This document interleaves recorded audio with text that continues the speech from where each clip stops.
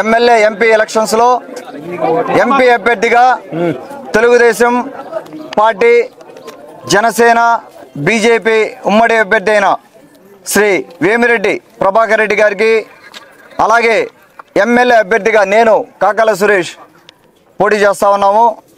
విరువురు గ్రామ ప్రజలందరికీ కూడా నా నమస్కారాలు చెప్పుకుంటా ఉన్నాను. మీ అందరి అమూల్యమైన ఓటు వేసి మమ్మల్ని ఇద్దరిని అఖండ మెజారిటీతో గెలిపించాల్సిందిగా విన్నవించుకుంటా ఉన్నాను.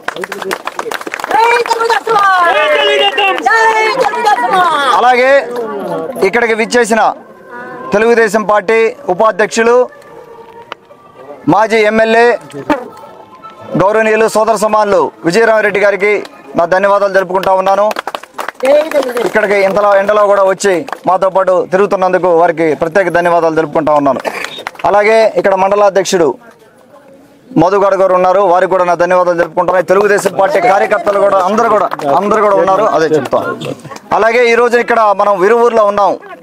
ఈ ప్రచారంలో భాగంగా వరికుంటపాడు మండలం విరువూరు గ్రామంలో ఉన్నాం. ఇక్కడ ఈ రోజున వైసీపీ నుంచి విరువూరు వైసీపీ పార్టీ నాయకులు మన పార్టీలో చేరడం జరిగింది. ముఖ్యంగా మన ఉమామహేశ్వర్ గారు సర్పంచి, వాళ్ళ నాన్నగారు పాలకొల్లు భాస్కర్ రెడ్డి గారు ఉప సర్పంచి, వారు పార్టీలో జాయిన్ అవ్వడం జరిగింది. వారికి నా ధన్యవాదాలు తెలుపుకుంటా ఉన్నాను. థ్యాంక్ యూ అన్న, థ్యాంక్ యూ సో మచ్. మమ్మల్ని నమ్మి తెలుగుదేశం పార్టీని నమ్మి మళ్ళీ పార్టీలోకి వస్తున్నందుకు మీ గౌరవం కాపాడుకుంటాము. ధన్యవాదాలు అన్న.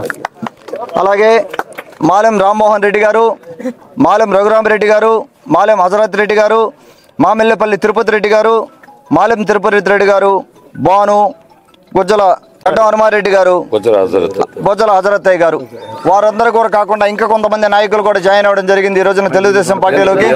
అందరికి కూడా ఇక్కడ జాయిన్ అయిన వైసీపీ పెద్దలందరికీ కూడా నా నమస్కారాలు తెలుపుకుంటా ఉన్నాను. అందరం కలిసి పనిచేద్దాము. రేపు మే 13న జరగబోయే తెలుగు ఎన్నికల్లో మనం అఖండ మెజారిటీతో గెలిచి బాబు గారిని ముఖ్యమంత్రిని చేసుకోవాల్సిన అవసరం ఎంతైనా ఉంది రాష్ట్రానికి. వారు బాబు గారు ముఖ్యమంత్రి అయితేనే ఉద్యోగాలు కానీ ఆంధ్ర రాష్ట్రం అభివృద్ధి ముందుకు పోతుందనేది స్పష్టంగా అర్థమవుతా ఉంది. మనకు గత 5 సంవత్సరాల్లో ఏం జరిగిందనేది ఒకసారి గమనించండి అందరూ. వేమిరెడ్డి ప్రభాకర్ రెడ్డి గారు కానీ నేను కానీ ప్రత్యక్ష రాజకీయాల్లో ఫస్ట్ టైం పార్టిసిపేట్ చేస్తూ ఉన్నాము. మాకందరికి కూడా ఒక అవకాశం ఇవ్వమని అర్థిస్తూ ఉన్నాను.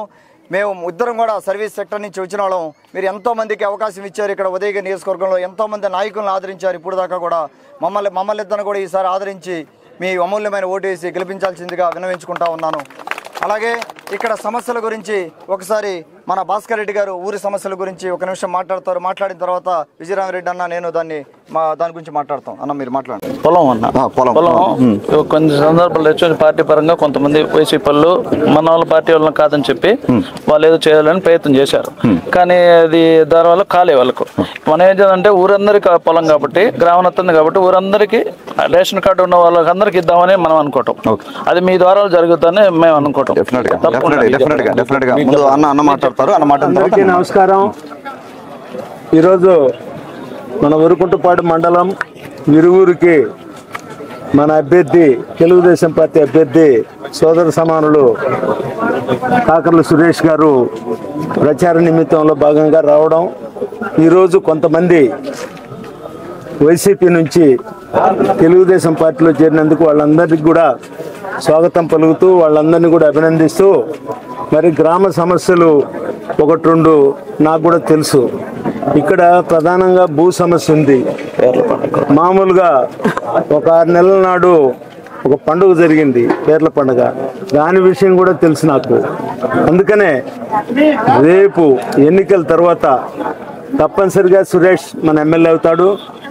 అదేవిధంగా వేమిరెడ్డి ప్రభాకర్ రెడ్డి మన ఎంపీ అవుతారు. తప్పనిసరిగా ఊరికి వచ్చి గ్రామ సభ పెట్టి ఇక్కడ నుండి పేద బడుగు బలహీన వర్గాలు ఎవరికైతే అర్హత ఉందో పార్టీలకు అతీతంగా అది చేయాలనేది నా కోరిక. తప్పనిసరిగా సురేష్ మన నాయకులందరూ కూడా అదే ఆలోచనతో ముందుకెళ్తారు. ఇక్కడ ఎవరైతే అర్హులో వాళ్ళందరికీ న్యాయం జరగాల్సిందే. ఎందుకంటే ఇది రైట్ అన్నమాట. రైట్ పూజ్యులు ఎన్టీ రామారావు కూడా ఎప్పుడో చెప్పాడు, ఇవన్నీ కూడా పేద బడుగు బలహీన వర్గాల కోసం మనం చేసే ప్రతి పని పార్టీలకు అతీతంగా పనిచేయాలి. దాన్ని మేము తూచా తప్పకుండా అమలు పరుస్తాం.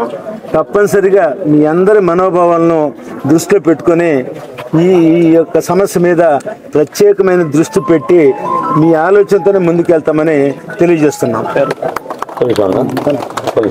అలాగే విజయరామన్న మాట్లాడినట్టుగా మేము దానికి కట్టుబడి ఉన్నాము. నేను ఎమ్మెల్యేగా గెలిచాక వేమిరెడ్డి ప్రభాకర్ రెడ్డి గారిని కూడా తీసుకొని వచ్చి కూర్చోబెట్టి ఇక్కడ అందరం కలిసి కూర్చొని ఒక గ్రామ సభ పెట్టుకుందాము, మీ సమస్యలు పరిష్కరిస్తాము అన్న చెప్పినట్టుగా మనం దాని విధంగా ముందుకు పోవడం జరుగుతుంది. పీర్ల పండుగ గురించి కూడా దాని గురించి కానీ ఒక రకంగా చూస్తే ప్రతి గ్రామంలో కూడా ఒకే రకమైన సమస్యలు ఉన్నాయి. అవన్నీ కూడా మనం అడ్రస్ చేయాల్సిందే. వాటన్నిటికీ గట్టిగా కృషి చేయడం జరుగుతుంది. భూ పంపిణీ లేకపోయినా కూడా గ్రేజింగ్ పొలం సర్పంచ్ తీర్మానం లేకుండా అసలు మండలంలో ఎక్కడా ఒక ఎకరా పట్టాలు ఇవ్వాల. కానీ ఈ గ్రామంలో కొంతమంది వ్యక్తులు సోషల్ మీడియా వాళ్ళ ద్వారా కానీ ఇంకో వ్యక్తులు కానీ పార్టీ ద్వారా ఈరోజు 400 పేర్లు, రేపు 300 పేర్లు లిస్టు పామూరులో కంప్యూటర్ సెంటర్లు నెట్ సెంటర్లో పెట్టుకోవటం, మీకు పట్టాలు ఇస్తున్నావటం. పట్టాలు ఇవ్వకుండా ఇచ్చే ధర్మే తప్పేం లేదు.